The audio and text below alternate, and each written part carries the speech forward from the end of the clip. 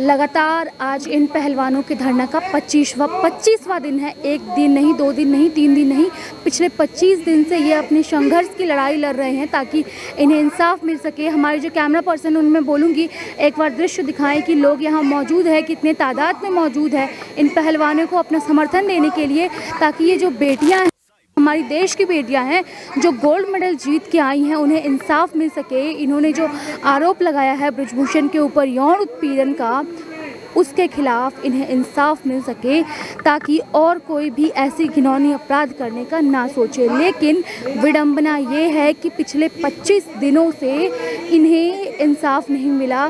कहा जा रहा है, लोगों की तरफ से प्रतिक्रिया ये है कि FIR तो दर्ज हो गई है लेकिन गिरफ्तारी अभी तक नहीं हुई है। आपको बताते चले फिर से एक बार बृजभूषण के खिलाफ पॉक्सो एक्ट लगा है। अगर कोई वो नॉर्मल व्यक्ति हो तो उसके ऊपर 24 घंटे के अंदर इंक्वायरी हो जाती है, लेकिन आज 25वां दिन है लेकिन अभी तक उनकी गिरफ्तारी नहीं हुई। हम आगे और भी लोगों से बातचीत करने की कोशिश करेंगे और आपको दिखाएंगे और आपको सुनाएंगे कहाँ से लोग आ रहे हैं। इसे राजनीति का मुद्दा बनाया जा रहा है। कुछ लोगों का कहना है कि ये जाट यूपी वर्सेस हरियाणा है, जाटों का है, राजपूतों का है, तमाम तरीके की चीज़ें सामने निखर कर आ रही है। लोग ये कह रहे हैं कि ये जाटों की लड़ाई है, उसकी लड़ाई है, लेकिन हम यहाँ मौजूद लोगों से आपसे बातचीत करवाएंगे और दिखाएंगे कि आखिर वो क्या कहते हैं, उनकी राय प्रतिक्रियाएं क्या है इस चीज़ को लेकर के। हम बात करने की कोशिश करेंगे। 25वां दिन है लेकिन अभी भी बृजभूषण की गिरफ्तारी नहीं हुई। सब क्या कैसे देखते हैं? देखिए, हमारे देश की बच्चियाँ जिन्होंने विश्व पटल पे हमारे देश का तिरंगा लहराया, आज वो अपने खिलाफ जो अन्याय हुआ है उसके लिए न्याय की मांग कर रही है। और वो जो बृजभूषण जी, वो नेशनल न्यूज चैनल पे आके कहता है कि नरेंद्र मोदी जी कहे तो मैं इस्तीफा दूं, तो इससे ही कह रहे नरेंद्र मोदी जी यही बेटियां को अब चाय पे बुलाते हैं और आज कुछ बोलने को तैयार। मैं यही आपको बताना चाहता हूं कि नरेंद्र मोदी जी वो है जो दिखाने के दांत और है और खाने के अलग है। जब सरकार में आते हैं तो जुमला देते हैं कि बेटी का मैं सम्मान करूंगा, बेटी के नाम पे राज में आए, लेकिन जब बेटियों के ऊपर बात आई तो वो एक शब्द मुंह से नहीं निकाल रहे। जब हमारी देश की तिरंगा लहरा के आई थी तो नरेंद्र मोदी जी ने अपने घर में सबसे पहले इनको निमंत्रण दिया था, इनको खाना दिया था। लेकिन आज 25 दिन से ये रोड पे हैं। जिन खिलाड़ियों को ओलंपिक की तैयारी करनी चाहिए, जिनको देश के लिए और गोल्ड लानी चाहिए, आज वो अपने खुद के ऊपर अत्याचार के खिलाफ न्याय नहीं ले सकती, तो ये देश के प्रधानमंत्री को सोचना चाहिए। जी बिल्कुल, ऐसा कहा जा रहा है, बीजेपी का आरोप है कि ये खिलाड़ियों को मोहरा बना के विपक्ष खेल रही है। देखिए, आप नजर दौड़ाइए, यहाँ मुझे कोई विपक्ष नजर नहीं आ रहा, और विपक्ष आता है तो मैं विपक्ष का भी धन्यवाद करता हूँ, क्योंकि विपक्ष भी जनता की आवाज़ है। ये देश प्रजातांत्रिक आवाज़ है। जब किसी के ऊपर अन्याय होगा तो विपक्ष का काम होता है कि वो उसकी आवाज़ रखे, वो सरकार को चेताए कि अगर आप गलत करेंगे तो देश की जनता आपसे जवाब मांगेगी। तो विपक्ष मदद करता है तो साधुवाद है, अगर देश की जनता मदद करती है तो साधुवाद है। अब पूरे देश की अलग अलग स्टेट से अलग अलग जातियों के लोग आए हैं, तो आप उनको भी बोल दो कि वो ना आए। अरे क्यों ना आए, ये देश की बच्चियां हैं। इन्होंने किसी एक जाति के लिए, एक परिवार के लिए गोल्ड नहीं लिया था, इन्होंने गोल्ड भारत देश के लिए था, और आज भारत देश का प्रत्येक नागरिक इनके अधिकारों के लिए लड़ाई लड़ रहा है। 2 दिन से लोग सड़कों पे उतरे, परसों CP गए, कल हनुमान मंदिर गए और आज का जो इनका प्लान है बंगला साहिब गुरुद्वारा जाने का, तो इससे कुछ प्रभाव पड़ रहा है क्या? देखिए, बीजेपी सरकार कभी मुद्दों की बात करती नहीं, वो हमेशा से धर्म के ऊपर आधारित बातें करते हैं। तो जैसे इन्होंने बजरंगबली का नाम कर्नाटक में लिया, तो कांग्रेस पार्टी ने बजरंगबली की शरण में जाके शरण गच्छामि, और बजरंगबली जी ने जनता का साथ दिया, कांग्रेस पार्टी का साथ दिया और दुश्मन की नली तोड़ी और बीजेपी को बाहर सत्ता से किया। अब पहलवान तो वैसे ही बजरंगबली का रूप होते हैं, क्योंकि उनको तो ताकत ही बजरंगबली से मिलती है।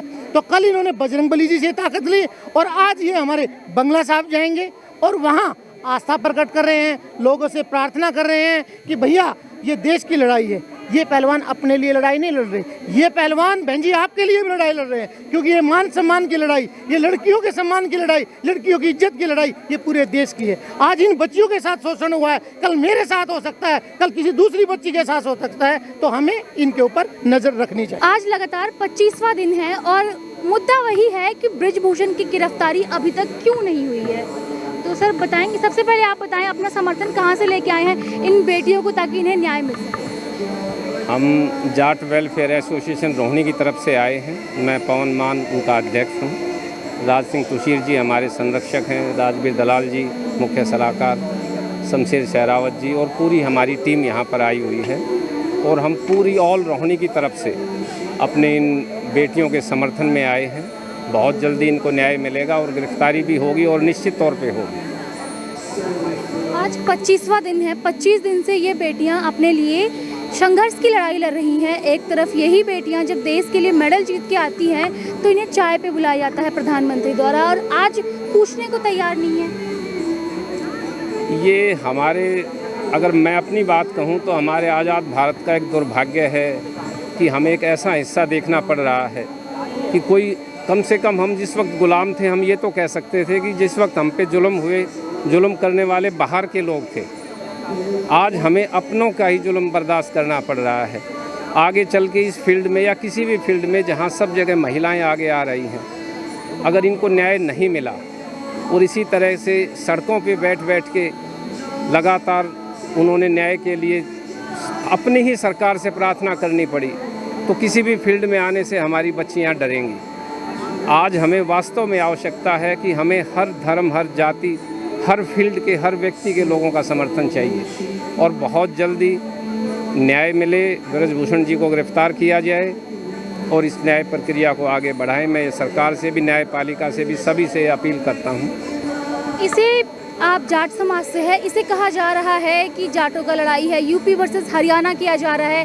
कहा जा रहा है कि ये खिलाड़ी अपना मन मर्जी नहीं कर पाते थे, इसीलिए ऐसा आरोप लगाए हैं। हम इसीलिए कहते हैं कि खेत में किसान, सीमा पे जवान, मैदान में पहलवान। इनका कोई धर्म जाति नहीं होती, ये हर धर्म से हैं, हर जाति से। किसान आंदोलन आपने देखा था, सभी जाति और धर्म के लोग थे, कामयाबी मिली। इसमें भी ऐसा ही है। और जो आतंकवादी, अत्याचारी, अपराधी होता है उसकी भी कोई जाति नहीं होती, उसको सज़ा मिलनी चाहिए। किसी भी जाति को उसका समर्थन नहीं करना चाहिए कि ये मेरी जाति से है। आतंकवादी किस जाति नहीं, कोई धर्म नहीं, उसका भी किसी को समर्थन नहीं करना चाहिए, बल्कि विरोध करना चाहिए और उसको सज़ा दिलवानी चाहिए। बिल्कुल सही बात है। आतंकवादी या फिर अपराधी का कोई धर्म नहीं होता। क्या लगता है बृजभूषण के ऊपर बीजेपी का साक्षात आशीर्वाद है, इसके वजह से अभी तक गिरफ्तारी नहीं हो पाई है? ये तो देखो जी, कोर्ट बताएगा कि जब कोर्ट में उनके खिलाफ एफआईआर दर्ज हो गई है तो बीजेपी का या किसका तो कोई है, जब 164 में बयान भी दर्ज हो गए हैं तो गिरफ्तारी तो होगी। लेकिन ये थोड़ा सा टाइम ले रहा है, हमारे संघर्ष की परीक्षा ले रहा है। हमारे बेटियों की ये लोग परीक्षा ले रहे हैं और लड़कियां हर जगह लड़ी हैं और यहाँ भी लड़ रही है। मेडल के लिए लड़ी तो इसके लिए भी लड़ेंगी। हम उनके साथ हैं, वो जीतेंगी। ये संघर्ष जितना भी लंबा चलेगा हम इनके साथ हैं और ये जीतेंगी। मेरी बेटी का भी अभी सेना में सिलेक्शन हुआ है, लेफ्टिनेंट। बहुत बधाई हो। हाँ, मेरी बेटी का भी। कितनी हिम्मत दिखा रहे, बेटियों को सीमा पे भेज रहे हैं। और एक तरफ ये बेटियां हैं जिन्हें न्याय नहीं मिल पा रहा। न्याय मिलेगा, इनकी लड़ाई जो है वो जीतेंगी ये, और सच्ची लड़ाई है। आज किसी भी लड़की को, खासकर हमारे उसमें तो वो अपने ऊपर कह ही नहीं सकती, लेकिन ये जब स्टेज पे आके, जंतर मंतर पे आके अपने न्याय की भीख मांग रही है तो मिलेगी। न्याय के दरवाजे सब खुले हुए सब के लिए। और बृजभूषण का तो वही हाल होगा जो एक अपराधी का होता है। व्यवस्था परिवर्तन में वक्त लगता है, ऐसे एक दिन में व्यवस्था परिवर्तन नहीं होता। लेकिन जो धाराएं लगी हैं पॉक्सो एक्ट, उसके तहत 24 घंटे के अंदर गिरफ्तारी होती है, तो क्यों इतना देर हो रहा है? आज 25वां दिन है। बेटा, जब अन्याय, झूठ, फरेब जब ख़त्म होने का होता है ना, तो वो अपने चरम सीमा पर होता है। आज इनका चरम सीमा पर आ चुका है। अब इनका अंत निश्चित है। अब सत्ता परिवर्तन होगा, 100% होगा। हमारे बच्चों को न्याय मिलेगा, 100% हमारी बच्चियों की जीत होगी। जाट सभा, जाट वेलफेयर एसोसिएशन रोहिणी 100% अपने बच्चों के साथ है। और इस वक्त हम जीत के दहलीज के ऊपर हैं। हम जीत हमारी होने वाली है। जैसे किसान आंदोलन में कभी उग्रवादी कहते थे, कभी आंदोलन जीवी कहते थे, हम जीते। ये सारे किसानों के बच्चे हैं। ये इसका कोई धर्म जाति नहीं होती। जिस दिन ये मेडल लेके आते हैं उस दिन सिर्फ इंडियन होते हैं।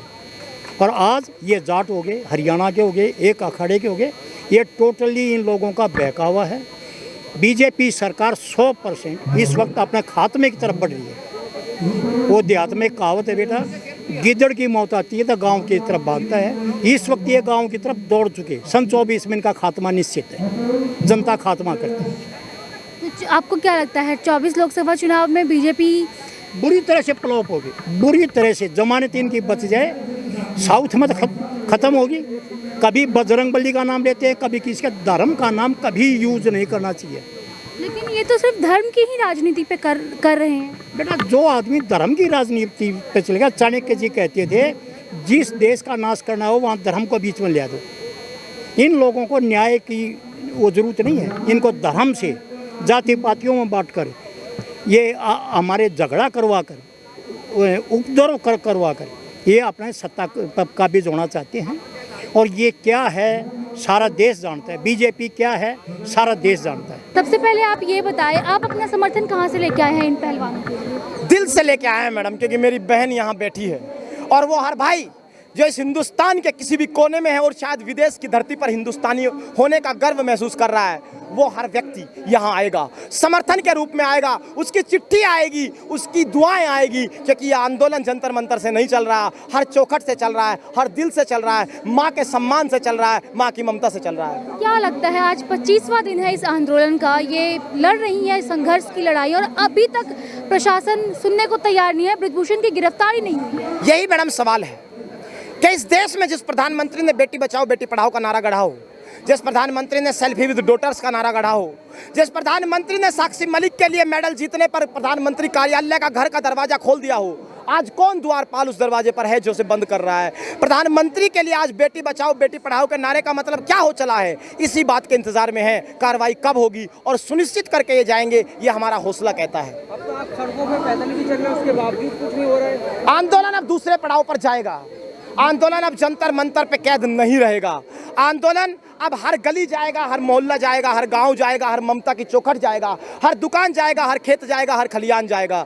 इसीलिए अब आंदोलन दूसरे पड़ाव में जाने वाला है। तो अब हम सड़क पर, गांव, गली मोहल्ले में जाएंगे। जैसे आप इन्हें समर्थन देने आए हैं, वैसे ही कुछ लोग हैं जो ब्रजभूषण को समर्थन कर रहे हैं और उन्हें नेताजी कहकर संबोधित करते हैं और कहते हैं कि भैया नेताजी गलत हो ही नहीं सकते। इस पे क्या कहेंगे? मैडम, इस देश में आसाराम के साथ भी भीड़ थी जो कहती थी कि बाबा गलत नहीं हो सकते। राम रहीम के साथ भी भीड़ का एक बड़ा भौचाल था जो कहती थी बाबा गलत नहीं हो सकते। क्या बाबा गलत हुए कि नहीं हुए? इस देश का कानून तय करता है गलत और सही। किसी की भीड़ का समर्थन, भीड़ की चद्दर ओढ़ करके कोई आदमी अपराध करता रहे और चार अपने समर्थकों से यह कहलवा दे कि ये तो गलत हो ही नहीं सकते, तो फिर तो आसाराम और राम रहीम कभी जेल में होते ही नहीं। तो ये कोई तर्क ही नहीं। अनुराग ठाकुर ने कहा कि अब तो FIR भी हो गई, सब कुछ कानूनी प्रक्रिया जारी है, तो ये पहलवान क्यों नहीं खत्म कर देते अपना ये धरना? मैडम, इसलिए नहीं खत्म कर देते क्योंकि अनुराग ठाकुर अपने बात की विश्वसनीयता खो चुके हैं। जनवरी में वो आए, कमेटी बना देंगे, एक कमेटी बनाई, 3 महीने में यही भूल गई मैं कमेटी हूँ, कोई कार्रवाई हुई ही नहीं। उसके बाद अनुराग ठाकुर कह रहे हैं मेरी 12 घंटे मुलाकात हुई खिलाड़ियों से, उसकी प्रोसीडिंग्स जारी कर दें। 2 मिनट मुलाकात को 12 घंटे बताने का झूठ अनुराग ठाकुर इस देश में बोल रहे हैं। तो ऐसे वक्तव्य पर आप क्या विश्वास करेंगे? अनुराग ठाकुर अगर मुद्दे को सुलझाना चाहते तो पहले ही सुलझा चुके होते। ऐसा लगता है कि अनुराग ठाकुर का कद भारतीय जनता पार्टी और मौजूदा सरकार में ब्रजभूषण शरण सिंह से नीचे है। उन्हें पूरी ताकत नहीं मिली है इस मुद्दे को सुलझाने के लिए। तो वो स्वतंत्र नहीं है, इसकी वजह से इस मुद्दे से भाग रहे हैं। ऐसा ही नजर आता है, या वो चाहते नहीं या उनके पास ताकत नहीं। स्मृति ईरानी, उनके पास भी केरला स्टोरी देखने का समय था, क्या उनके पास 5 मिनट का समय नहीं था कि इन बेटियों के पास आ सके? बहुत बढ़िया सवाल आपने पूछा है। स्मृति ईरानी ने द केरला स्टोरी देखने के बाद एक बयान दिया। उन्होंने कहा कि जिस भी सूबे का मुख्यमंत्री इस फिल्म को बैन करेगा, ये माना जाएगा कि वो मुख्यमंत्री यौन हिंसा के साथ है। हम स्मृति ईरानी से पूछना चाहते हैं कि बेटियां जब यौन हिंसा के खिलाफ लड़ाई लड़ रहे हैं, वो जिस खामोशी के साथ पेश आ रही हैं, क्यों नहीं ये मान लिया जाए कि वही यौन हिंसा के साथ है? किसी को क्या सर्टिफिकेट देंगी? इन्होंने खुला पत्र भी लिखा उन्हें, फिर भी उसका कोई रिस्पॉन्स नहीं आया। रेस्पॉन्स कैसे आएगा मैडम? अपनी बच्ची की लड़ाई तो 15 दिन पहले तक लड़ रही थी, मुश्किल से जान बची। अब इन बेटियों के साथ कैसे आए? जब दरअसल स्मृति ईरानी की ममता वोट बैंक की हथकड़ियों से जकड़ी गई है, जी जी, वही बोल पाती है जो वो कहते हैं। इस वक्त आज 25वां दिन है। आज आशीर्वाद लेने के लिए गुरुद्वारा बंगला साहिब जाएंगे। क्या मांगेंगे बाबा जी से कि बाबा जी इनकी सुन ले? देखिए मैडम, हो सकता है सियासत राम और हनुमान का इस्तेमाल अपने लिए करती रही हो सकता है कि जब राम की उंगली काम ना आई तो कर्नाटक में हनुमान की पकड़ ली, और हनुमान की भी जब काम ना आई तो वापस आके राम की बिहार में पकड़ ली। ये सियासत करती है। ये बेटियां पहले से पहलवान हैं। जब जब अखाड़े में इन्होंने लड़ाई लड़ी तो पहला नारा हनुमान का ही लगाया। कल हम उसी संकट मोचक हनुमान का आशीर्वाद लेने गए थे कि सीता की सुरक्षा की जिम्मेदारी तुम्हारी है, और इसीलिए कल हमने हनुमान का आशीर्वाद लिया। और क्योंकि गुरु गोविंद सिंह के आशीर्वाद के बिना इस देश में कोई लड़ाई लड़ी नहीं जा सकती, तो आज गुरुद्वारे का आशीर्वाद लिया जाएगा। 750 किसानों की शहादतें हमें याद है, पगड़ी की लड़ाई है, तो इसलिए आज इस पगड़ी को बचाने का पहला संघर्ष गुरुद्वारे के आशीर्वाद के साथ शुरू होगा। इसलिए आज गुरुद्वारा भी जाएंगे। बेटियों को समर्थन लेके आए हैं ताकि इन्हें थोड़ा हौसला मिल सके, ये कमजोर ना। कमजोर क्यों कर पड़ने देंगे? इनकी तो बहुत ताकत है पीछे। हिमालय पर्वत इतनी आड़ है, हिमालय पर्वत है ना, इतनी बड़ी ताकत है। एक बार बोलो पूरा हिंदुस्तान ट्रैक्टर लेकर के, उल्टे ट्रैक्टर चला करके, गंडासी जड़ियाँ लेकर के 2 मिनट में आ जाएगा।